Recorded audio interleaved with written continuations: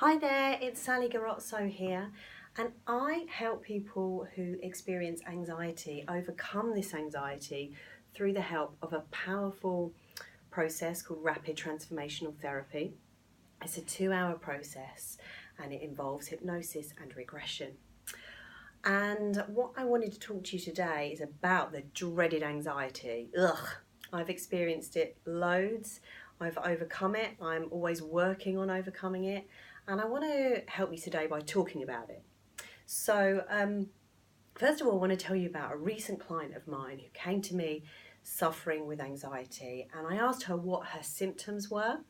And she basically described her symptoms as being very, very easily overwhelmed, very easily triggered by the smallest little thing, and just this feeling of stress and uptightness in her muscles and her mind.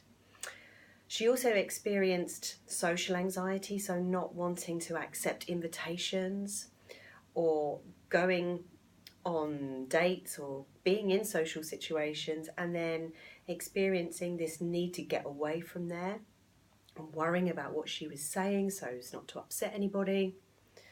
The other side of it was that she would go from being outside to inside, so maybe going from outside a shop to inside a shop, and then suddenly feeling very claustrophobic.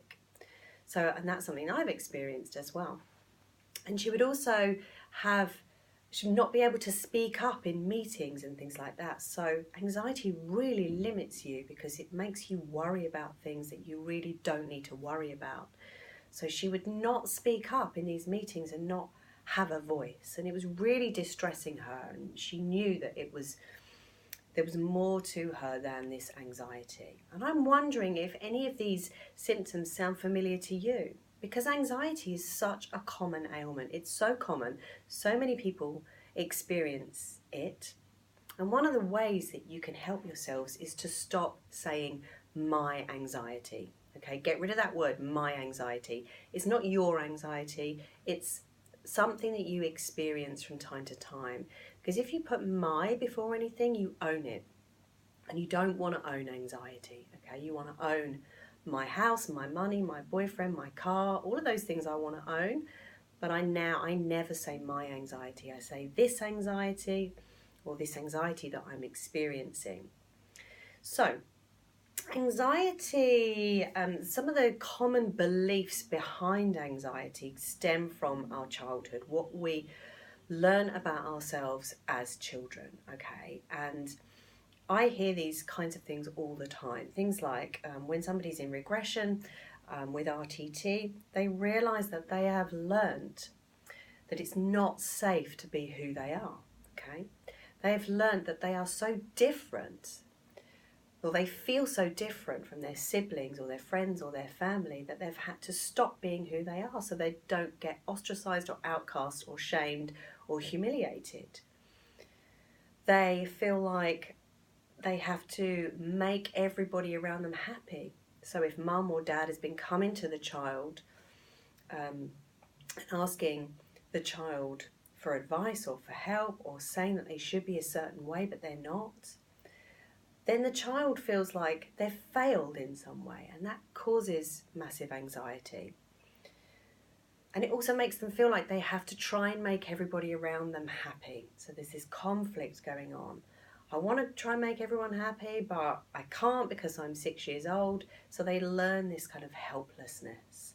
They take this helplessness into their adult life. And the big one is that everything has to be perfect. If I'm not perfect, I've failed, and if I fail, I'm going to upset my mum, my dad, my teacher, my husband, my brother, whatever, a significant person in their life. So a lot of these beliefs are very common, and I wonder how many of you recognise some of those beliefs in your subconscious mind.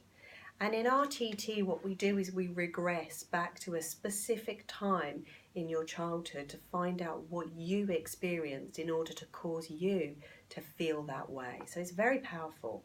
But I want to give you a quick example of one of Marissa Peer's clients who was a young budding actor, and he was only 22 and he had terrible anxiety and lots of addictions. And when he went back in time and went into regression, when he was 6 years old, he was in acting school and he was acting out his sexual feelings, his sexual desires, which is perfectly normal. It's actually very age appropriate for young children to have sexual feelings and to act them out because, you know, we've all played doctors and nurses when we were younger, all experimenting and having a look down there and seeing what it's all about. But what wasn't very natural was the way it was handled, and he was publicly humiliated. Not obviously casting blame, but the poor child had this experience of being shamed and humiliated for something very, very natural. And so he created this belief that if I'm myself, I'm going to be punished. So I better shut down who I am. And as a result, he created all sorts of addictions because he was just trying to stuff all of this pain down of not feeling safe and not being able to be who he is.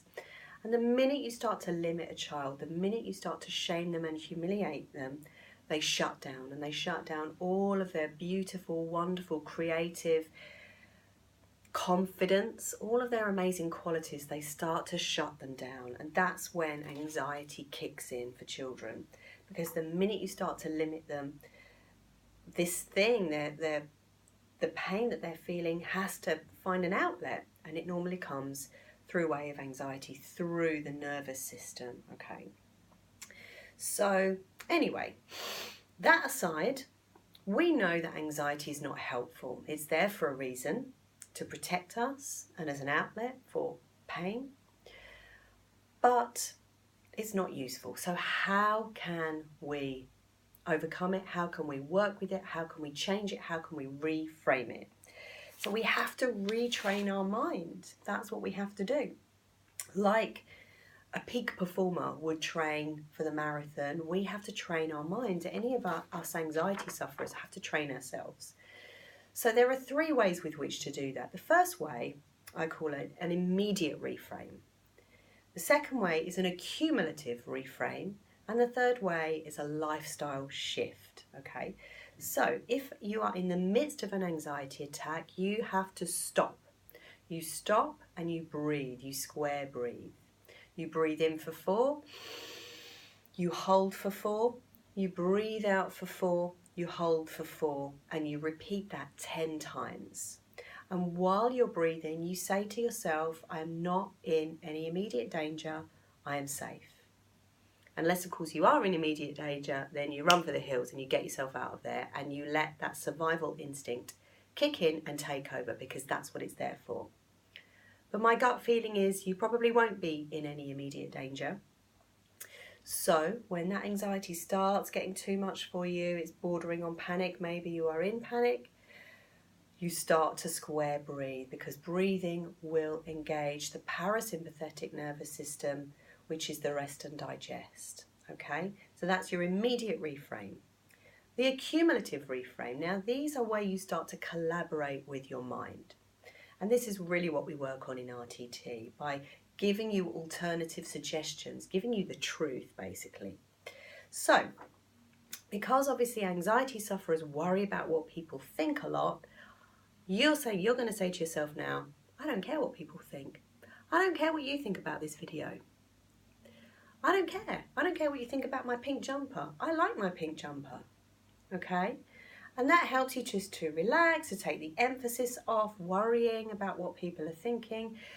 And I want you to say things like, the only responsibility I have is to my own well-being. The more I can focus on my own well-being, the more everybody around me is going to benefit. And in social situations, if I upset somebody, that's okay. It's okay. It doesn't matter what people think about me. I can leave whenever I want to. I can manage this anxiety by square breathing. I know I've got tools. And I know that what I have to say is good. I like what comes out of my mouth.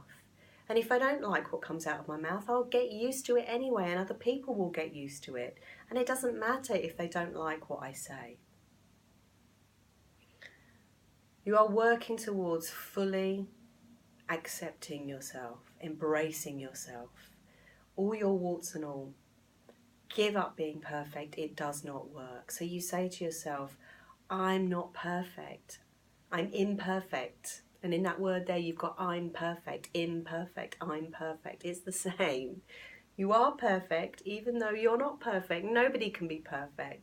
So you work towards accepting yourself exactly as you are. You say to yourself, I love what's here. I cherish what's here. Because if any of this were gone, I would be gutted. If my friends suddenly disappeared, I would be gutted. If my work disappeared, I would be gutted. If the ability to speak physically were not possible, I would be gutted. So I'm going to use my voice. I'm just going to use it and seize every opportunity to speak up. And I know that I will get used to it. Okay? Do you get the idea? Talking to yourself, reframing everything. And this is a practice. It has to be done like a vigilant athlete, like a dedicated athlete every single day, and you will start to see the results. And the third way is the lifestyle shift. So in your bloodstream, in your body, you have a pharmacy. And when you focus on anxiety, you have massive amounts of cortisol, adrenaline going around your body, which don't make you feel good. They're the ones that really tighten the muscles, so your muscles become painful. So you are in charge of your own levels of oxytocin, the bonding hormone, the love hormone, your serotonin and your dopamine, your endorphins, and all of the great hormones. So it has to be your number one priority to adjust your lifestyle in order to flood your body with the great hormones. So there are many, many things that you can do. I've got some written down here. Breath work is fantastic. Hugging, we had somebody at Inspiring Talks talking about the benefits of holding a hug for 20 seconds. And I have to say, I literally melted. I felt so good afterwards. I had no nerves. Laughter, dancing, singing, talking, maybe even cooking, expressing yourself through art, whatever art that may be for you, music, painting, stitch work, creative cooking, whatever. Good sex, great sex, reading a book, comedy improvisation, crafts, anything, you name it. You think about what you love for you. If you're a guy or even a girl, maybe riding your motorbike or driving your car or taking some great exercise. Okay, it's common knowledge now that all of these things help us. And actually there's a great book by Regina Thomas Hauser called Pussy, and it's not about what you think it is, it's about pleasure and why pleasure is so important. Pleasure really is the antidote to anxiety. So there you have it. That's my anxiety cure. The mind created it, the mind can take it away. Now, if you are interested in having an RTT session or just talking with me personally about an issue that you've got, you can book in for a free call, no obligation. Just go to sallygarozzo.com, and once you've booked in for your free call, a sleep hypnosis, a free sleep hypnosis will be delivered straight to your inbox where you just download it, and loads of people have been having great success with that sleep hypnosis. So it's there for you. Feel free to go and book yourself in for a chat with me. If not, no worries. I will see you again next time. Mwah! Lots of love.